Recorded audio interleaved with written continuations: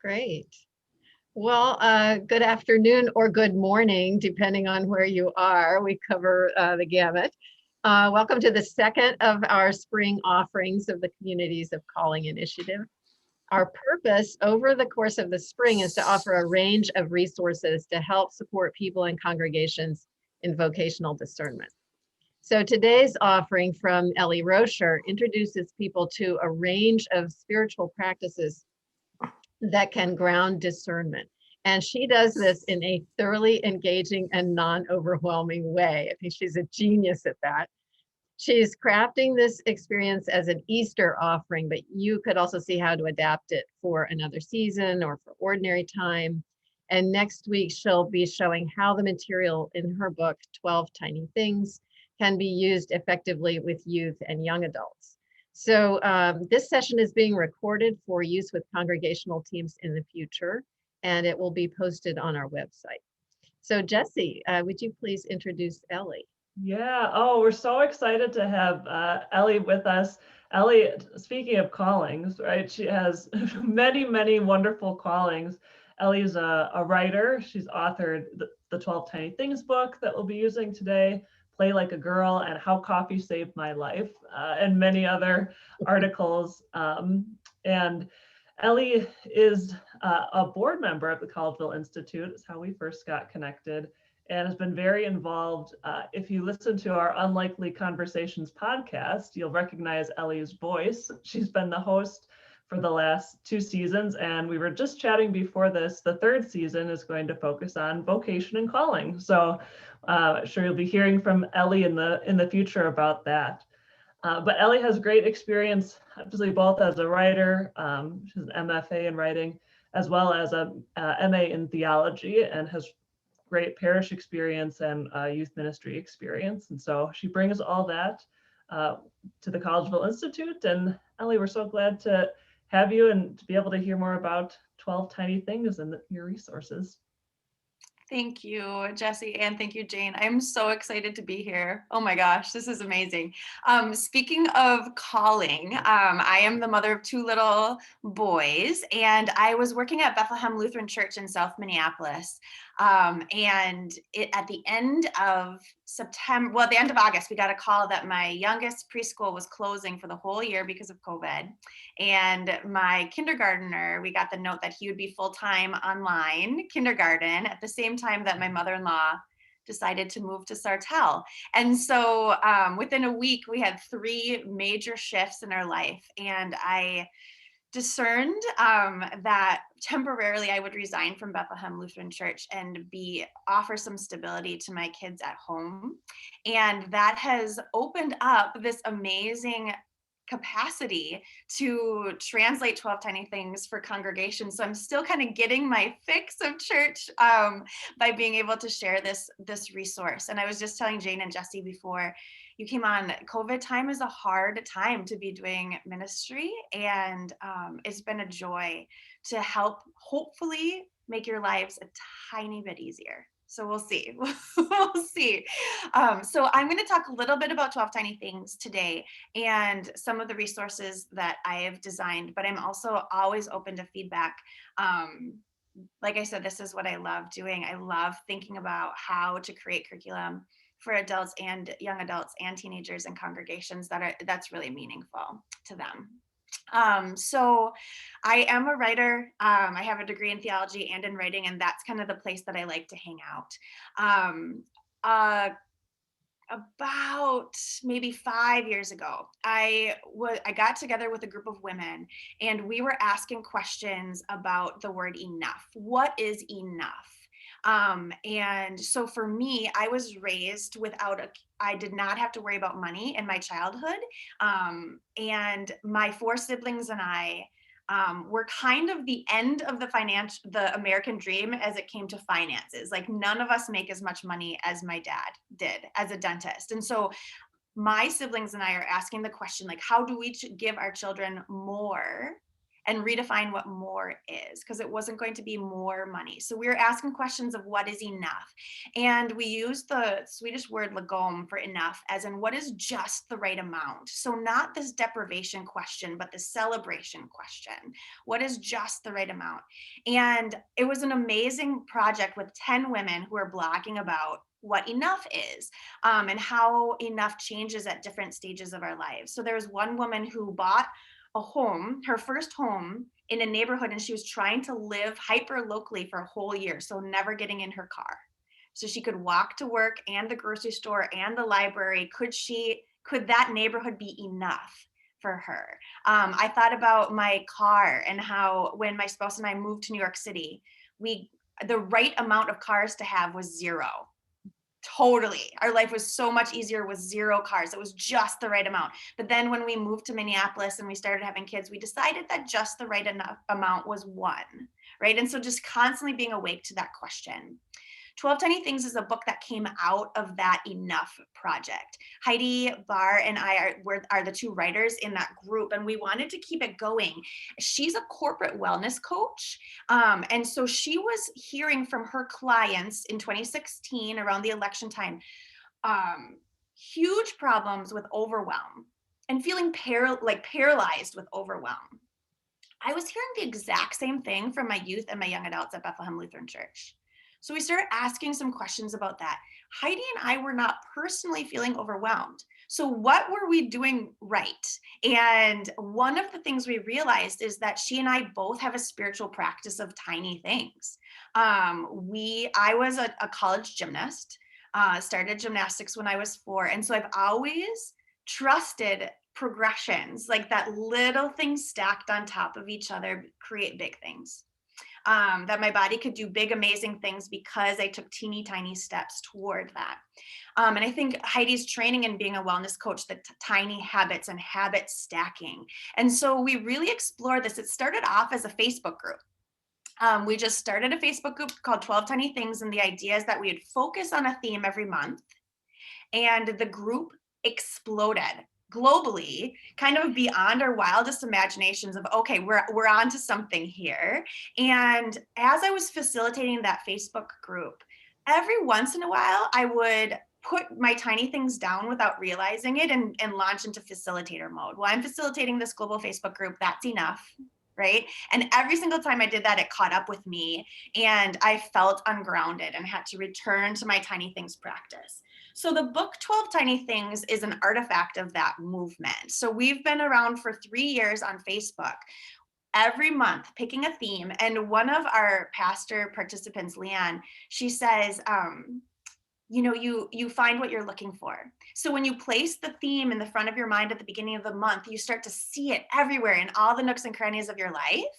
And so this is an online community where folks are either just, it's a very passive, like ingesting of something beautiful in your feed. That's enough, right? Other people are sharing articles and ideas on what tiny practices they're trying and holding each other loosely accountable. My young adults at Bethlehem love it because they're looking for high accessibility and low ownership. It's a soft touch. For me, this book, we on purpose extracted explicit God and Jesus language because we wanted it to be accessible to my young adults who get tripped up with semantics. We also wanted it accessible to folks who don't identify as Christian. But for me, it's a deeply spiritual book. This is a book about tiny micro spiritual practices. So I grew up, I was raised by amazing feminist nuns, and I love tangible ritual and practice. And I was realizing that the teenagers in my Lutheran congregation wanted more to do. They wanted to touch things and have a ritual, have a practice. And of course, the Lutheran faith is rich in that. But can we make it so tiny, so offensively tiny that you can't say you're too busy to try it, right? So can we boil it down to a tiny practice that if you did it once a day, it wouldn't feel like a to-do list item, but it would move toward more rootedness and more transformation. Okay, one of the really important things to me about 12 Tiny Things is that it's not a self-help book. It's not a book about toxic positivity. It's saying that you are already enough. You have everything inside of you that you need. And this book is about reconnecting with your roots that are already there, deepening those roots. And then underneath the ground, that's where our roots connect to each other. So instead of grasping out here for more and projecting our happiness out into the future and outside of our bodies, it's a turning inward and deepening and connecting with our neighbor underneath the ground where we can't be seen. So the tree metaphor, the aspen grove metaphor, runs throughout the book as well, which is important. Okay, so my hope in the book, and folks who are reading it are finding just a very light sense of rootedness for life on the go. So we can't all get off the grid and build a tiny home. Sometimes I wish I could. But these are teeny tiny things that we can try to build a sense of intentionality where we are co-creating our life. Life is not happening to us. But we are in touch with our creator, co-creating this life that is always unfolding. Okay, so that's a brief introduction. I hope that helps. I would love just to know what you're bringing into this meeting. And so I always like to do a one-word check-in. So if you could attach one word to kind of the energy of your mind, body, and being right now, no judgment, right? Just the first word that comes to mind. I'll just go through and call on you. I'd love to hear where you're at today. Liz, would you mind starting for us? How are you? I'm tired today. Mm-hmm. Thank you. How about you, Tom?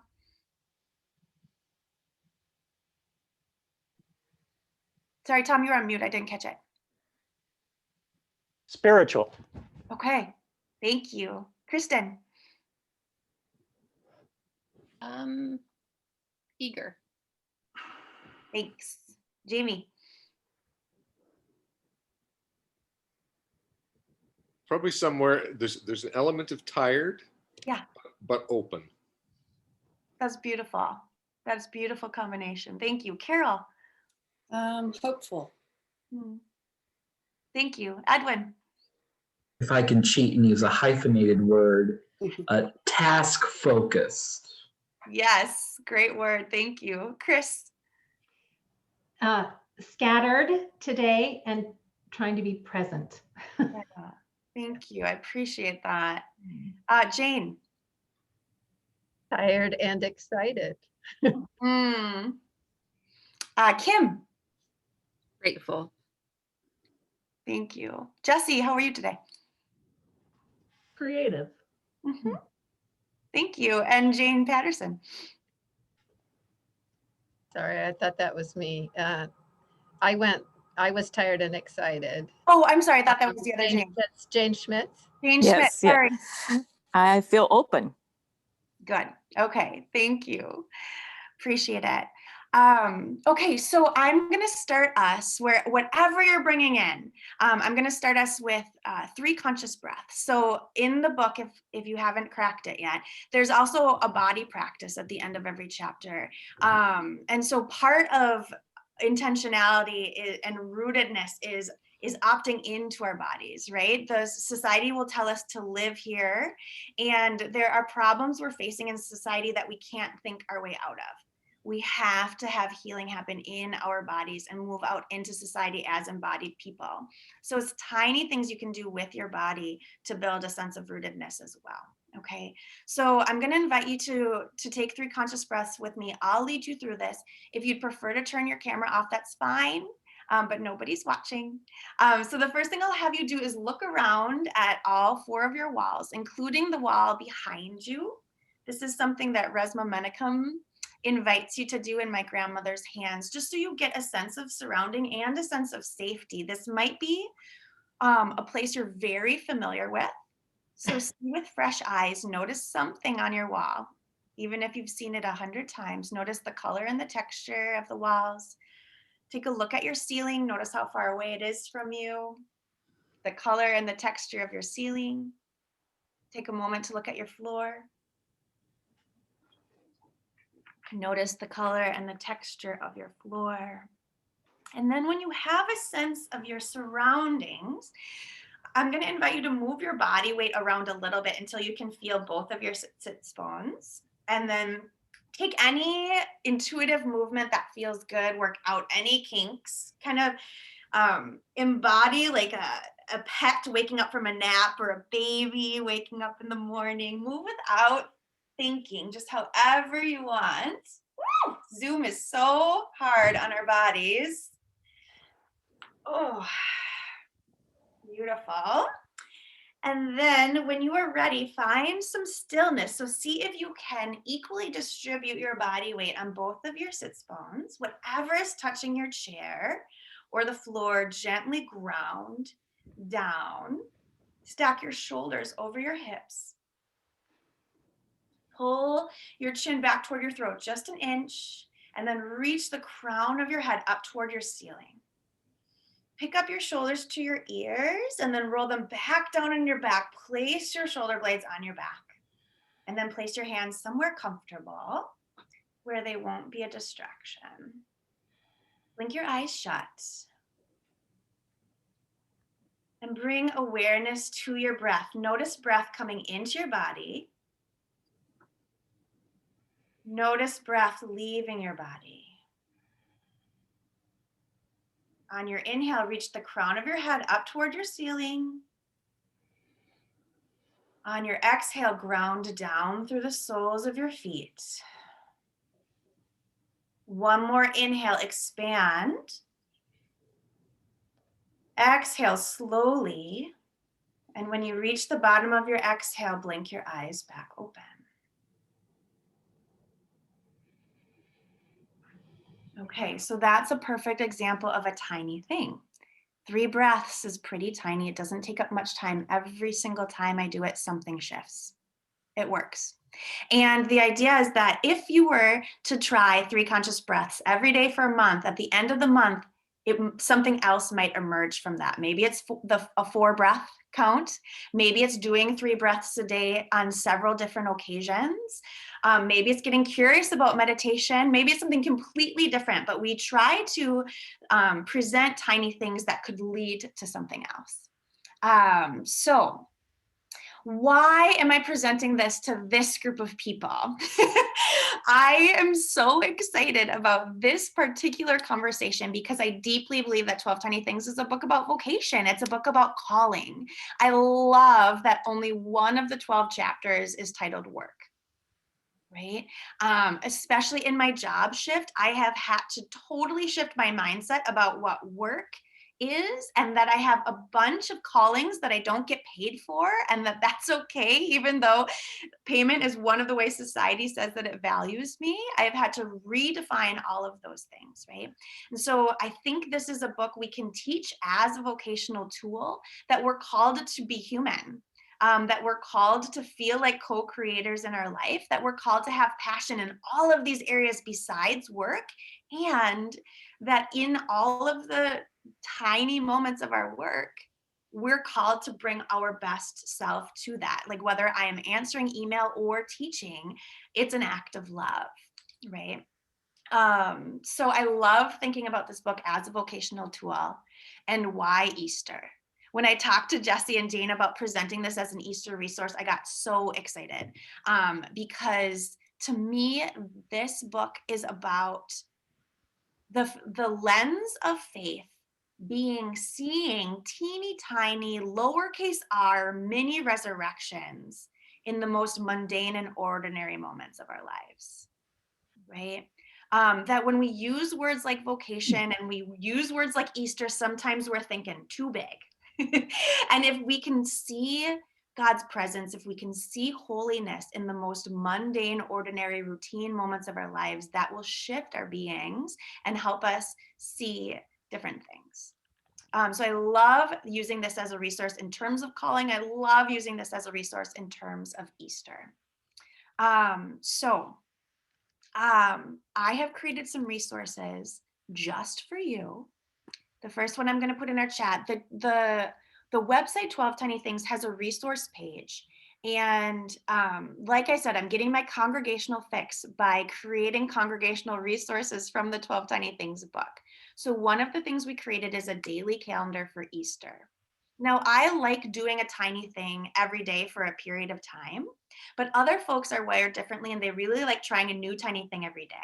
And so we created a daily calendar for the Easter season where folks can try a bunch of the tiny things one a day. So you can, that's a printable resource. You can put it up on your websites and you can use it. The other thing that I wanted to make sure I highlighted for you that I'll put in the chat right now is we created a 12-week congregation study guide around the book. And that is super, super malleable. We realized 12 weeks might be a really long time to focus on one book. And so I have some ideas for how you could use this congregational study guide in your congregations over the Easter season.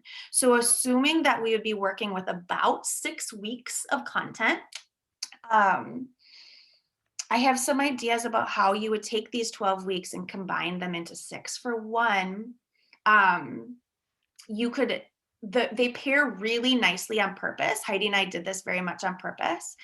We have chapters like home and food and work where we wanted to really focus on the tiny things in the mundane, in the routine, in the kind of the things that we take for granted, that we all eat food, that we all have some sort of work that we do, that we all have home in some way, that we all go out into nature, right?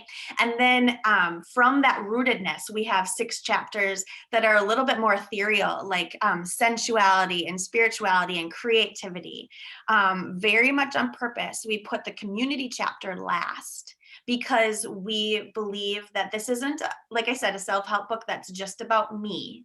This is about how I can opt into my body, ground into my being, who God created me to be, so that I can go out into my community more awake to my life and more effective in my community, right? So if you were just to pair week 1 and week 2, week 3 and week 4, and on, I think that that could really work well, where you're covering 2 topics per session to get through the 12 things in 6 weeks. You could also just pick your 6 favorite and the 6 themes that you think would resonate with your congregation. Or I kind of love this theme during Easter of tiny, holy, ordinary, right?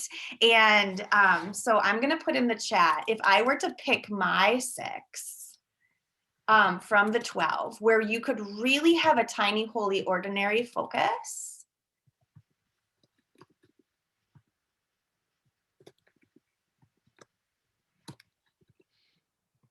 I would do it like this. I would do space, work, food, nature, home, community. That was really, really hard for me to do because I love all 12.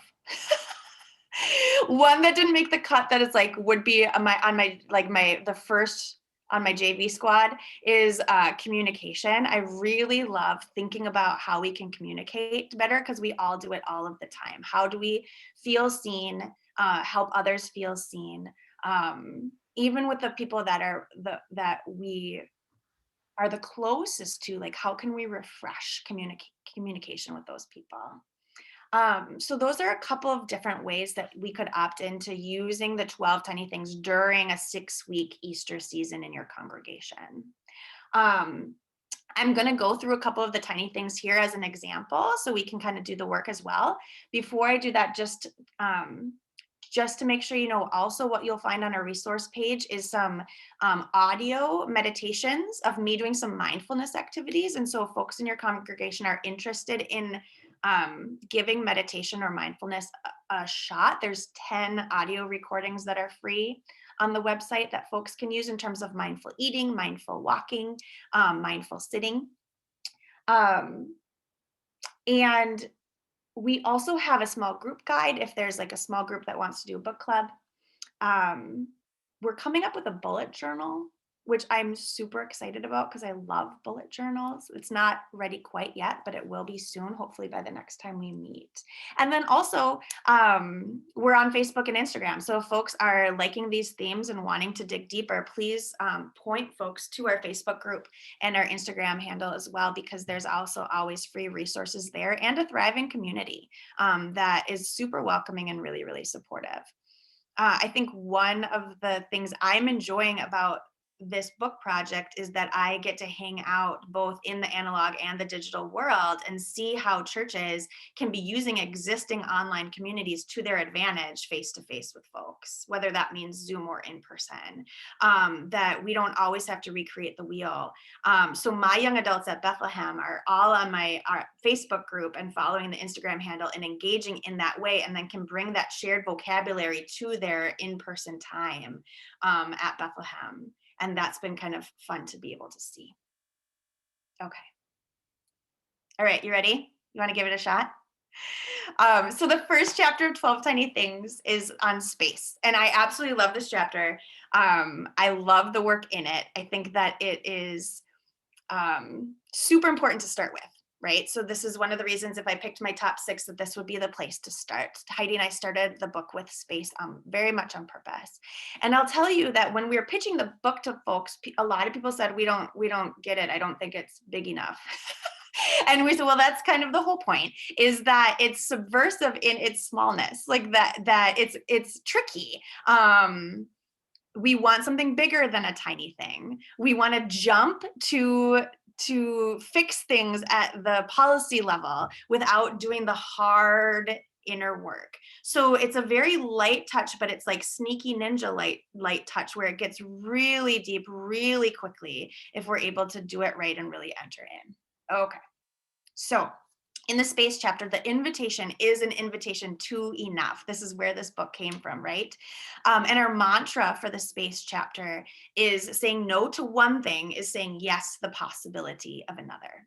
So it's exploring this idea that society is telling us to do more, buy more, earn more, and then from that we will be more. And so this is getting to vocation right away. Right in chapter 1. I think we are called to deny that hurtful myth and dwell in our enoughness and redefine more.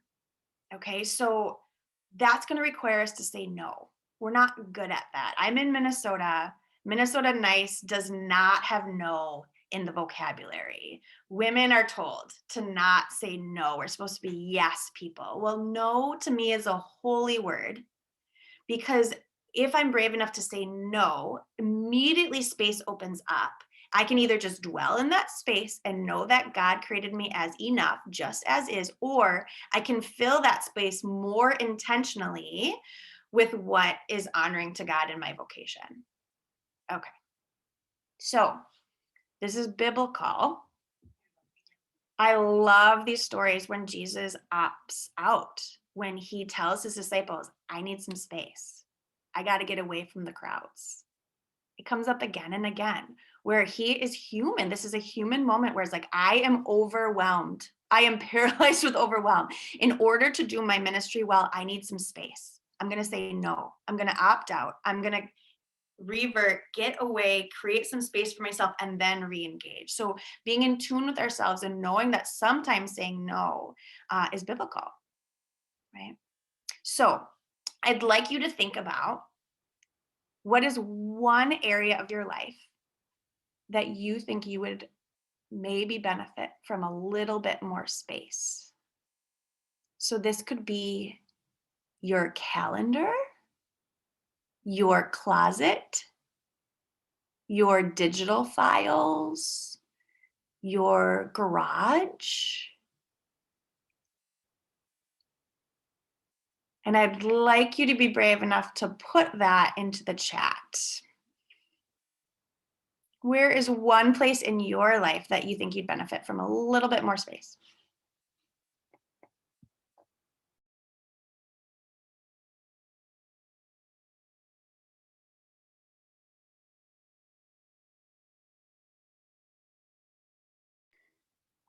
space to garden, social media, cell phone use, calendar, fewer meetings, planning, calendar. Yeah. Piles of paper. Amen. Work hours. Yes. Okay, so can you see this is getting at vocation right away? Work hours, COVID, home work boundaries completely dissolve. If I'm not parenting, I'm working. The moment I'm not parenting, I start working. And then the moment I'm not working, I start parenting. And there is no space. There's no space. I got in the car to drive to the dentist the other day, and I turned off NPR and I turned on music and I started sobbing because I hadn't been alone for a month and I had space in the car, and I just boom, just and what we're doing is inhumane right now, right? So getting straight at what is going on and how can, instead of life happening to us, how can we be co-creating our life with God? My calendar is what my thing is right now. I am so bad at saying no to calendar invites, especially since I resigned from my salary job because I'm petrified of being a stay-at-home mom.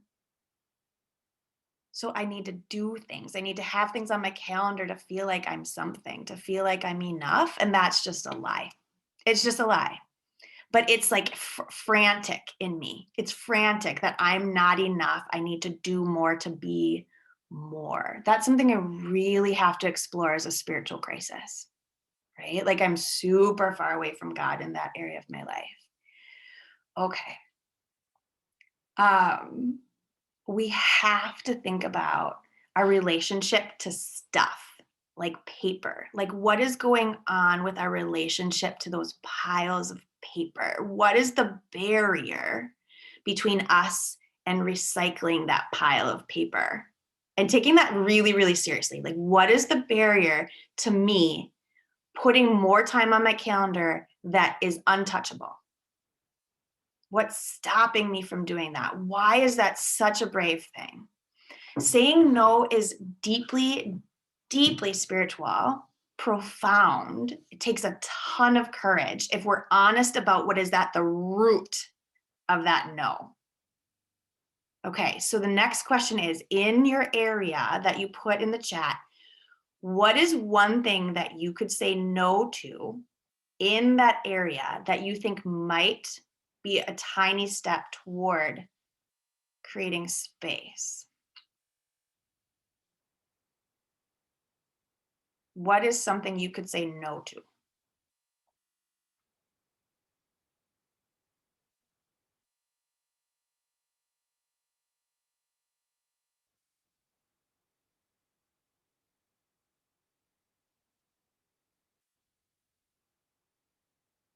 Would anybody be willing to get off mic and say their answer or put it in the chat? Either way.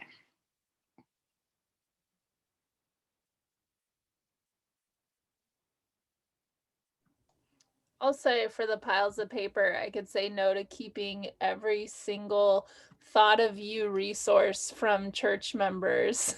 Just in case it is the like best brilliant idea that, you know, I'll need one day. That is so, so amazing. I love that because I do the same thing. Like, yes, yes, yes, yes, yes, yes, I'll take it. Because we need backup just in case, like just in case of what? And for me, it's an element of people pleasing and having that person feel heard. But there is a way to say, thank you, recycle. That's right. I love that. Great insight. Catching falling objects, the crisis of du jour. Yes, at work. Absolutely, Jane. Absolutely. Thank you for that. I was thinking of, as far as checking phone, like not checking my phone at my most tired hour, which is usually 3 o'clock in the afternoon. Yes. Yes. Okay. Say no to that. That's so important. Yes. So when I'm saying no, I'm not saying like get rid of the whole pile of paper, right? I'm not saying like chuck your phone out the window. Going back to what is just the right amount. So what's at the core of why you're keeping the thing? And so then what is the strategic no, not the absolute no, but for you putting a time frame, that's super important. There's a bunch of tiny things around cell phone use because it's so powerful. For me, I don't charge it by my bed. That's a tiny thing that I can do that really sets me up for success, because then I don't grab it first thing in the morning. And what I do first thing in the morning is very important to how I go through my whole day.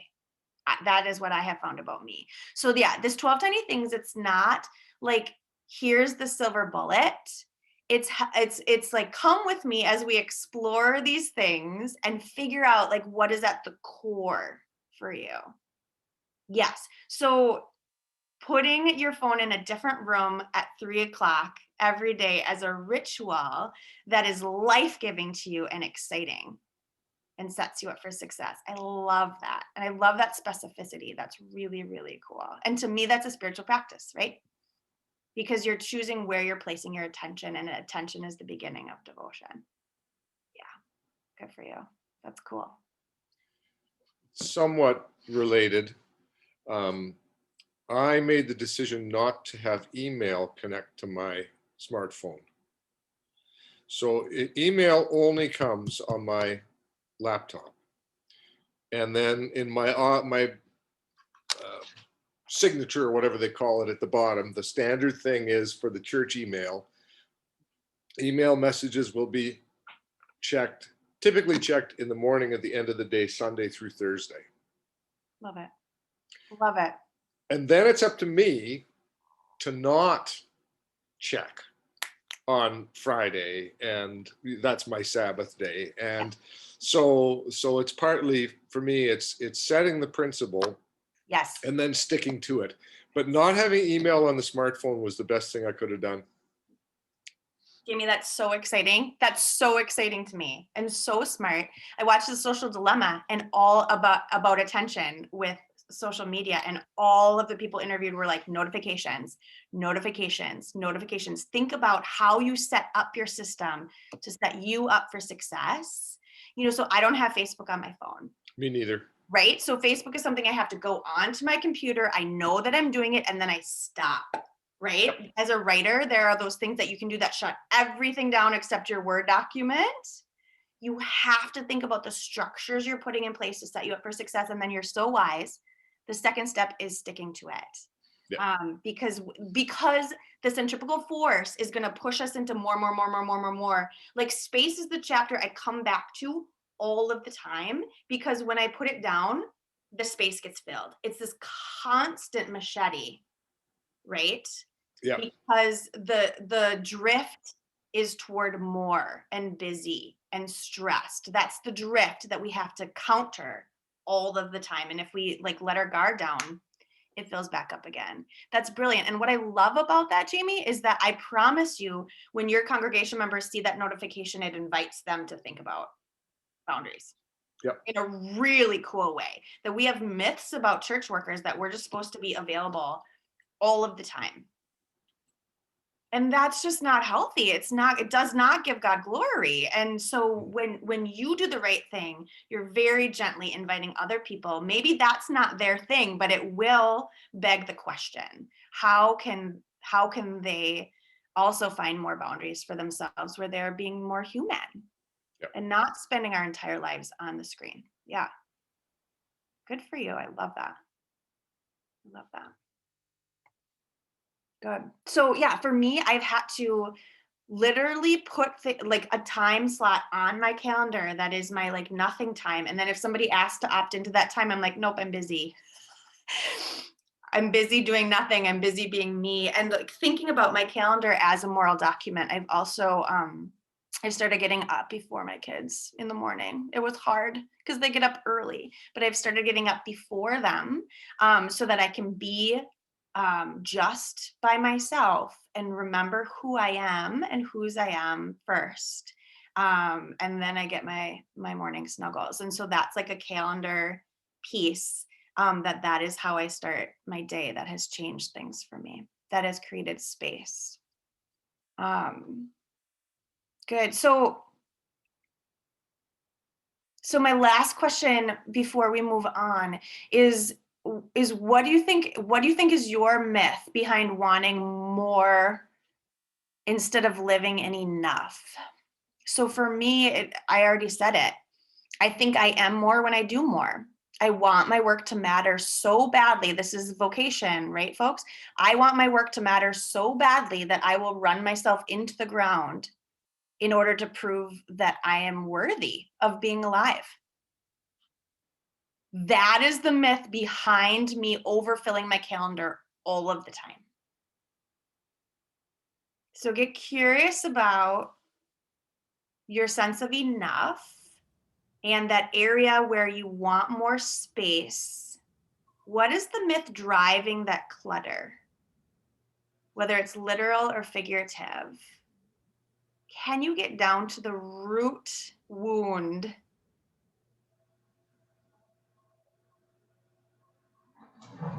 Because if we can get there, then that makes this tiny thing you're committing to, saying no to, a spiritual practice, right?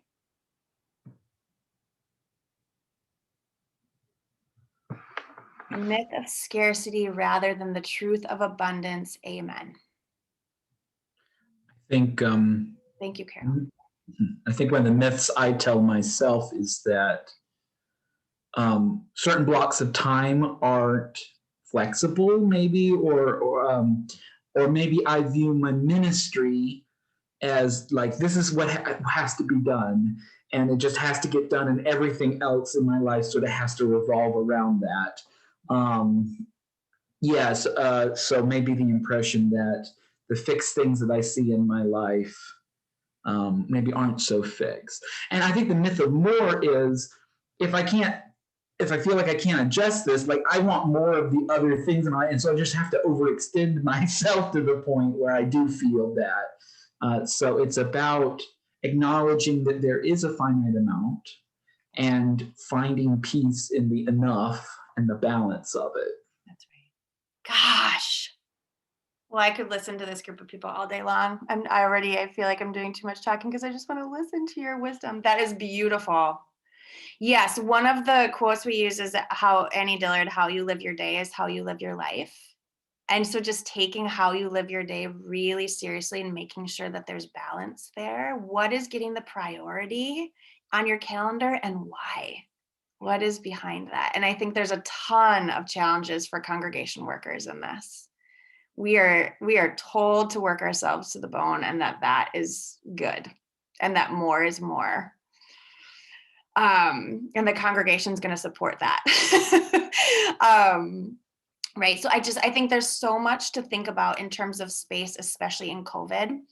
The body practice for the space chapter is to look all the way up. Okay. Super, super tiny. But the way I say it is look up, period, look all the way up, period. So look up from your phone, from your Zoom meetings, from your screen, and look around, but then also go outside and look all the way up at the sky. I do this every single day. It's my favorite tiny thing. I've done it since I started the Tiny Things practice. It's become more important during COVID because I am in my house all of the time and it's cold. Right? So if I look all the way up once a day, it can take 5 seconds, but it guarantees I am outside. And what it does when I look up at the sky, my body and being change immediately. My face relaxes, my shoulders relax. I take in the vastness of the universe. I remember how big the world is and that I am small. I move back into my day rightly situated as a creature who is not supposed to do it all, right? And I get extreme relief out of remembering how big the world is and how small I am and how beautiful the world is. No matter what season it is, when I look up, what I see is beautiful. And that changes my disposition as I go back through my day. It kind of rightly orients my stress in terms of importance. Like this world is big and vast and glorious and broken. And I am one person trudging through, right? And it shifts my day. And so those give you kind of some tiny examples of what we're asking folks to try. And then there's appendix of tiny things at the end if ours don't work for you. And then the online community is constantly coming up with new ones that didn't get published. So if you get at the core of the enoughness myth, you can get a tiny thing, Jessie already did it, that counters that in a way that really sticks, where if she moves her phone at 3 o'clock, that's not a to-do list item. Like, her humanity is at stake. And so she's going to joyfully do that. And it's just going to become part of her daily routine. Fantastic. Okay, I want to give you one more example before our time is up, just so that you can get some variety. Let's stand up real quick, just because we've been sitting. I'm going to do another body practice with you. It's very simple. It's just standing, but you can turn your camera off if you want. This is getting your body in alignment. Okay, so stand up and do what you did with the sitting. Look around, see your 4 walls. See one thing clearly on your 4 walls. Look up, see your ceiling. Okay, and then take those intuitive movements if you want. I'm sure that some kinks have worked their way in our sitting. You're doing the tiny thing. You're already looking up from your screen. Good job. Okay, and then take a stance, stand. Move your body weight around so you find all 4 corners of both feet. And then try to equally distribute your weight on both feet and ground them down into the floor. I'd have you do this with bare feet, usually. Pick up all 10 of your toes and place them back down on the ground on purpose. Notice the connection the soles of your feet have with the floor. And then we'll stack your knees over your ankles, your hips over your knees, your shoulders over your hips. Tip your chin back toward your throat 1 inch. Reach the crown of your head toward your ceiling. Pick your shoulders up to your ears. Roll them back down your back. Place your shoulder blades on your back and let your hands hang comfortably at their sides. Blink your eyes closed and notice your alignment. Pull energy through the soles of your feet all the way up and send it out the crown of your head. Now send a breath from the crown of your head all the way down and send it through the soles of your feet. Notice your symmetry, your balance, your strength, your equanimity, your ability to be calm within the storm. Notice the alignment of your body, that we can move from a sense of alignment, from a sense of centeredness. Good. One more inhale, send the crown of your head high. Exhale slowly. And when you reach the bottom of your exhale, blink your eyes back open and come on back to your screen.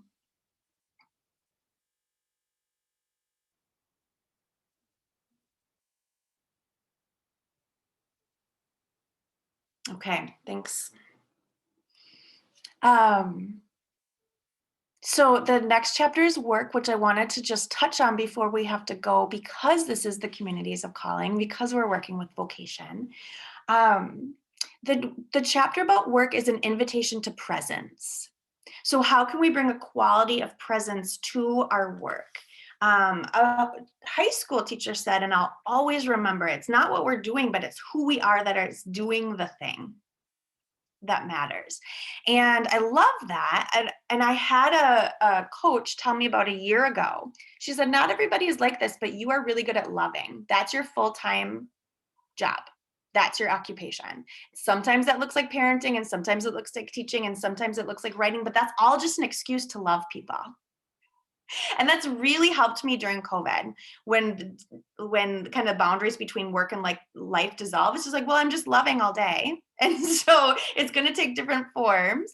But she said, remember, you have to love yourself in order for that to be fed. And that's one of the reasons I started getting up in the morning, is to kind of start my day loving myself, and then I'm fed and nurtured and can move into my day and love in all of these other ways as well. So what is your core, what's your core energy that you're going to bring to all of the different work that you do, not just what you get paid to do, but all of the different work that you do in the world? The biblical story that I use for this chapter is Jesus and the woman at the well, because to me, this is always a story where he brings so much presence to his ministry. Like, he is so present to her. And in that moment, there are other moments where you could argue he's doing more important work, but he has this one person in front of him that he's offering his full presence to. And I really, really like that and try to channel that at different moments in my life. So some of the tiny things around work is to spend the first moments of your day in the analog world before you jump in, before you pick up your phone or turn on your computer, to shut down your computer at night if you work on the computer. And while it's starting back up in the morning, to just have a couple of mindful moments. One of our tiny things is to nod at the machines in your life, because we have relationships to our stuff. So give a nod to your coffee machine, to your computer, to your car. Not because they're alive, but because there's machines in our life that make our life easier that we do have a relationship to. So it's just like a nod of gratitude, a nod of recognition that there's this machine in your life that's working. Bringing stuff into your workspace that can invite presence, doing little tricks like setting chimes, putting up Post-it notes that kind of wake us up to the drift and help us stay awake to our lives. How do we answer emails with love? How do we make phone calls with love? How do we do budget work with love? All those things in our jobs that maybe won't be our favorites. So how do we bring our consciousness to our work so that we're doing it on purpose, right? Could you put in the chat, please, something that you love to do that you don't get paid to do? I love to parent, don't get paid. Sing, bake cookies, quilt, cook, walk, enjoy nature. I love these. Listen to music. Yeah. Getting a sense of vocation around these things too, because they help us remember our humanity. That we're all wired differently. God created us carefully, and that this is when we are the most us, when we're doing these things. So what is a quality that comes alive in you when you're doing this thing? Can you write that in the chat? Like, when you're doing this thing that you love to do, what is a quality in you that comes alive? Not that it wasn't there before, but it just wakes up. Why do you like yourself doing this thing? Yeah, belonging, curiosity and awe, gentleness, creativity, paying attention, intentionality, joy, celebration. This is beautiful. Yeah, recognize poetry. Yep. Okay, so do you see, like, this is vocational stuff. This is the good stuff.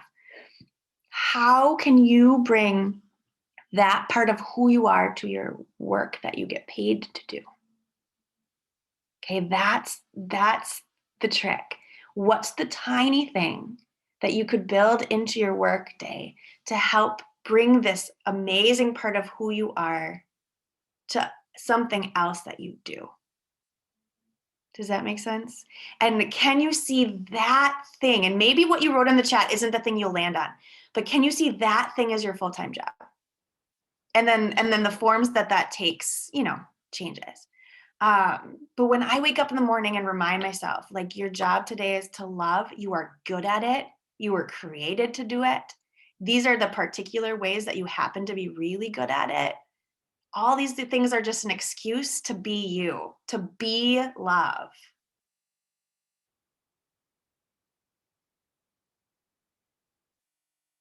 And then how can bringing that sort of presence to your work support your faith, right? That God is calling us to moments of work and moments of rest, and that it's all in there together.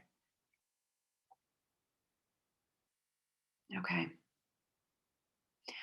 All right, folks, I need to be respectful of your time. I could talk about this all day, obviously. The next time we're together, I have created a resource for teenagers specifically to work through this stuff. I think it's super important. I want to talk a little bit of how I have worked with young adults with this. And I promise next time I'll leave more time for questions. Sorry. I just kind of got excited. But thank you so much. It was so fun to chat with you about it. I hope you found it helpful. Yeah. Oh, Ellie, thank you so much for your time, your energy, the attention that you gave to our group in developing these resources. I'll be sure to share these with you all the links. We'll, I think, set up a page on our CCI website that links to these great resources. And it really was a treat to be with you. And for those of you, many of you have signed up for the next gathering. That's Tuesday, February 23rd. So 2 weeks from today, again at 1 o'clock Central Time, where Ellie will present on this resource for teenagers. But again, thank you all for your time. And yes, and Ellie, I'll also post and pass along your email address too. Yeah, I'm super happy to be in touch with folks. Like my work is to make this easy for you to use if you're interested in using it. So please let me know. Wonderful. Thank Thanks you. so much. Yeah, thank you. Thank you. All right. Have a good day, folks. Be well. Take care. Bye-bye. Ellie? Thank you.